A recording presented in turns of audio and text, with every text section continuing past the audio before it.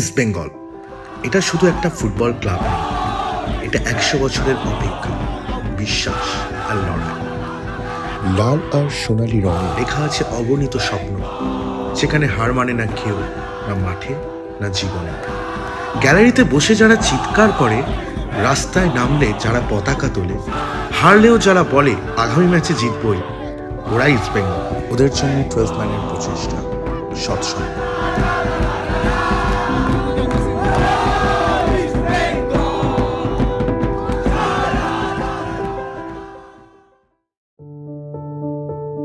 এটা কোনো ম্যাচের দিন নয়, কিন্তু এখানেও প্রস্তুতি চলছে। লাল সোনালি কাপড় বাঁধা হচ্ছে, পতাকা উঠছে, একটা ফাঁকা জায়গা ধীরে ধীরে বদলে যাচ্ছে একটা পরিচিত আবেগে। এই প্রস্তুতিগুলো নীরব, কিন্তু এই নীরবতার ভেতরেই লুকিয়ে আছে বহু বছরের ইতিহাস। ইস্টবেঙ্গল শুধু একটা ফুটবল ক্লাব নয়, এটা স্মৃতি, এটা লড়াই, এটা প্রজন্মের পর প্রজন্ম ধরে বয়ে চলা এক বিশ্বাস। আজ এখানে যারা কাজ করছে তারা কেউ ভলেন্টিয়ার তো নয়, তাদের একটাই পরিচয়, 12th ম্যান। কারণ মাঠে যারা নামে তাদের পেছনে দাঁড়িয়ে থাকে এই গলা, এই হাত, এই আবেগ। আজ আমরা জড়ো হয়েছি কোনো ট্রফির জন্য নয়, আমরা জড়ো হয়েছি একসাথে থাকার জন্য, একসাথে বিশ্বাস করার জন্য।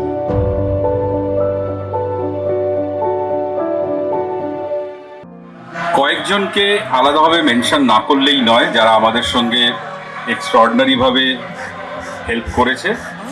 তাদের মধ্যে প্রথম হচ্ছে সৌরভ।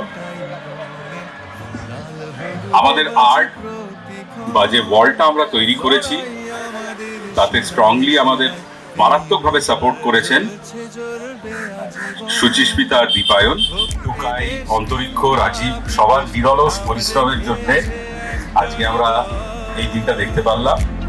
1 শতাব্দীরও বেশি মাঠের রাজা যে আর কেউ নয় আমার।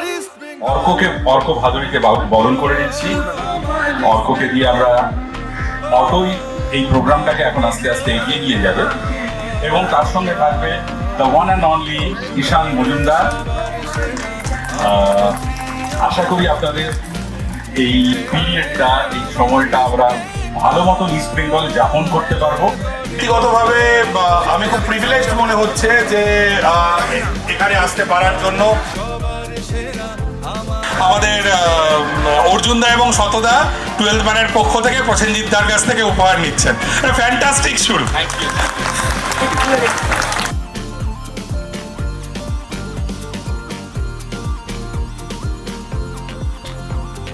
আমি যেগুলো বলবো সেগুলো অনেকের ভালো লাগবে না।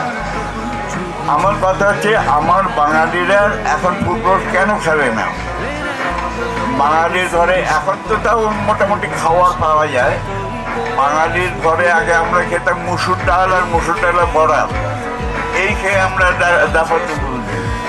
কিন্তু এখন ফুটবল খেয়ে তারাই খেলে যারা একটু ভালো খেলে। সাধারণ প্লেয়ারকে তো তোলা যাচ্ছে না। এই তোলার জন্যে শেষ চেষ্টাটা আমাদের না পশ্চিমবঙ্গ সরকার মানে আইএফএ অথবা অল ইন্ডিয়া ফুটবল ফেডারেশন কারণে নেই। ফুটবলে সবার সেরা আমার প্রিয় দল। একটা মেয়ে একটা দারুণ ফেসবুক পেজ চালাচ্ছে, হাজার হাজার মানুষ ওকে ফলো করেন। ওকে সম্মানিত করছে শিবাজি চক্রবর্তী। ভীষণ সুন্দর একটা মোমেন্ট শিবাজিরা যিনি একে সম্মানিত করলো। 2000 সালের যে ম্যাচটা 4-3 হয়তো সুব্রত ভট্টাচার্যের ইস্ট বেঙ্গল হেরে গেছিল, কিন্তু সেকেন্ড হাফে যে ফুটবলটা খেলেছিলেন দীপেন্দু বিশ্বাসরা, সেটা কিন্তু মানে অন্যতম, সেটা আমার চোখে লেগে গেছে।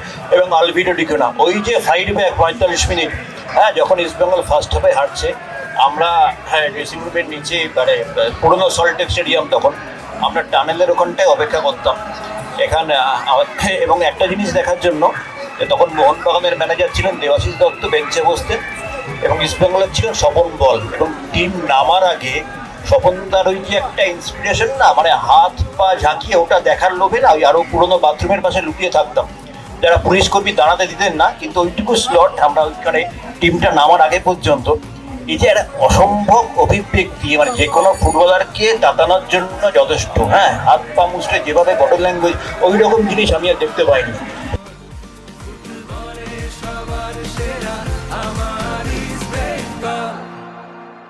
সেই সময়ের যে ইমোশনস আবেগ সেটা অনেকটাই ছিল নিজেকে এস্টাবলিশ করা, বাঙালদের একটা প্রেজেন্সকে এস্টাবলিশ করা।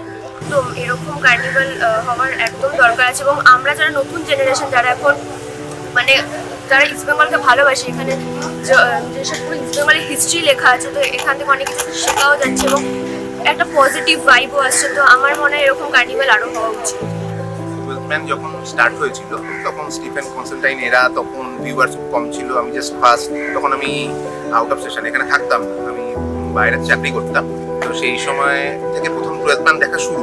তো একটা অর্জুনদা, শতদা, ইভেন ঈশান, এদের প্রোগ্রামগুলো দেখে অনেক বেশি মানে এত বেশি নিজের সাথে কানেক্ট করতে পেরেছি। সেই কানেক্ট করার পর থেকে আমি মনে করছি আমিও এদের মেম্বার।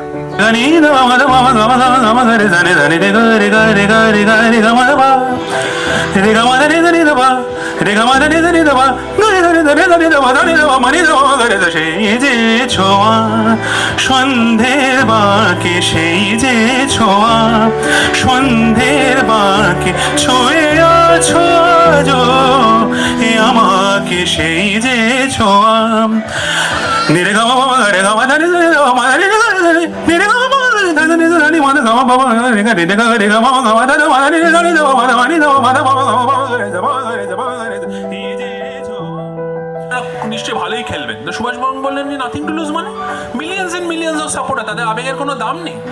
এবং আমার 3 দিন বাদে মাধ্যমিক পরীক্ষা, তো আমি মাকে বললাম দেখো যদি ইস্ট বেঙ্গল জেতে তাহলে 3 দিনের মধ্যে যদি আমাদের মধ্যশিক্ষা পর্ষদ নতুন কোনো একটা কিছু ইন্ট্রোডিউস করে সাবজেক্ট, আমি ওটাতেও লেটার পাবো।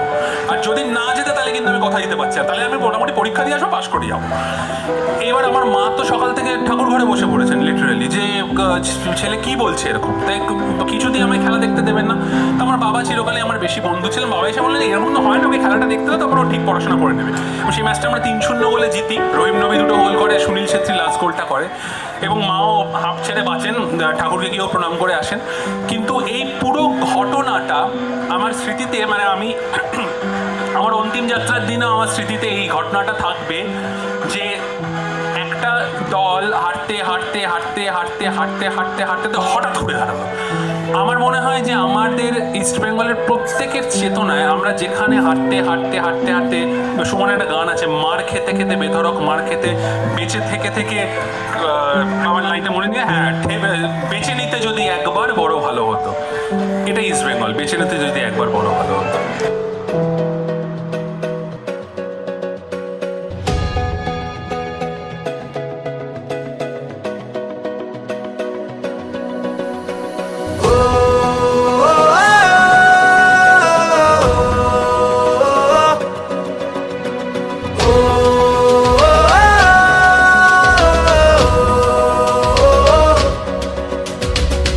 ইতিহাস সাক্ষী হলো, পায়ে পায়ে স্বপ্ন এলো, কাঁটাতার টপকালো ফুটবল, রক্তে ছিল যে লাল, জ্বললো হলুদ মশাল, ফেলে আসা স্মৃতিটা সম্বল, জার্সি মানেই আমার মা। হার মানবো না এবং আমরা ফিরে আসবো। সায়নের হাতে বিশেষ পুরস্কার তুলে দিচ্ছেন ইস্ট বেঙ্গলের অধিনায়ক সৌভিক চক্রবর্তী। খুব ভালো একটা মোমেন্ট, যেখানে আমরা দেখছি যে সায়ন আমাদের অনেকের কাছে ইন্সপিরেশন, তাকে ইস্ট বেঙ্গলের ক্যাপ্টেন সৌভিক চক্রবর্তী সম্মানিত করছেন। এই 12 ম্যানের এই যে প্রোগ্রামটা এসে আমার খুব ভালো লাগছে, আর স্পেশালি এটা আসা সায়নের জন্য। সায়ন কোথায়? সায়ন ও যে এত বড় একটা যুদ্ধ জয় করেছে, সবাই আপনার পাশে থাকুন, যেরকম ভাবে ইস্ট বেঙ্গলের পাশে রয়েছেন ওরও পাশে থাকুন, আর ইস্ট বেঙ্গল আবার সব মহিমায় ভালো জায়গায় যাবে। যার শেষ ভালো তার সব ভালো, সবটাই হলো, এবং শুরু হলো এক নতুন অপেক্ষা, নতুন বছর, নতুন আইএসএল, নতুন কিছু মুহূর্ত, এবং আরও একবার আশায় বুক বাঁধা ওই রংটার জন্য লাল হলুদ। জয় ইস্ট বেঙ্গল।